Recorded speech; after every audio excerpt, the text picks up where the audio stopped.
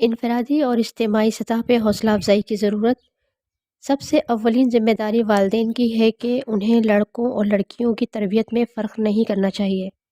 جس طرح کی تربیت، تعلیم اور اعتماد لڑکوں کو دیا جاتا ہے، لڑکیاں بھی اس کی مستحق ہیں۔ لہٰذا بچیوں کے اندر خود اعتمادی پیدا کی جائے، انہیں اس طرح سے تعلیم و تربیت دی جائے کہ وہ ہر طرح کے حالات کا مقابلہ کرنا سیکھیں۔ نیز انہیں اس طرح تعلیم کے زیور سے آراستہ کیا جائے کہ وہ اخلاقی،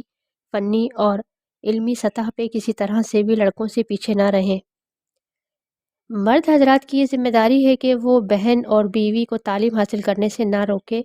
بلکہ انہیں خاطر خواہ سہولیات مہیا کرنے میں کردار ادا کریں، ان کی حوصلہ افزائی کریں، اور اگر کسی شعبے میں وہ خدمات انجام دینا چاہتی ہیں، کوئی ہنر سیکھنا چاہتی ہیں،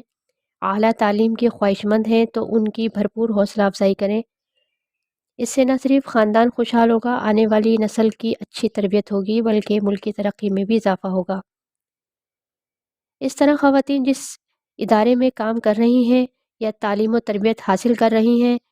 اس کی انتظامیہ کی بھی یہ ذمہ داری بنتی ہے کہ وہ خواتین کی حوصلہ افزائی کریں اور انہیں ایسا ماحول مہیا کرنے میں کردار ادا کریں جس میں ان کی تخلیقی صلاحیتوں میں اضافہ ہو اور وہ ادارے کی ترقی میں اہم کردار ادا کر سکیں، نیز معاشرے کا ایک فعال شہری بن سکیں۔ ایسی خواتین جو مختلف شعبوں میں تعلیم حاصل کرنا چاہتی ہیں، تحقیق کرنا چاہتی ہیں، انہیں مناسب مواقع مہیا کیے جائیں۔ جو خواتین مختلف شعبوں میں کامیابی حاصل کر چکی ہیں،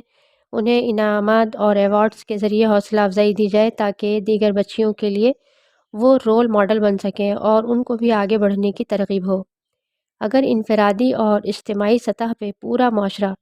خواتین کی حوصلہ افزائی کے لیے کھڑا ہو جائے تو کوئی شک نہیں کہ ہمارے معاشرے کی اکثریت یا آبادی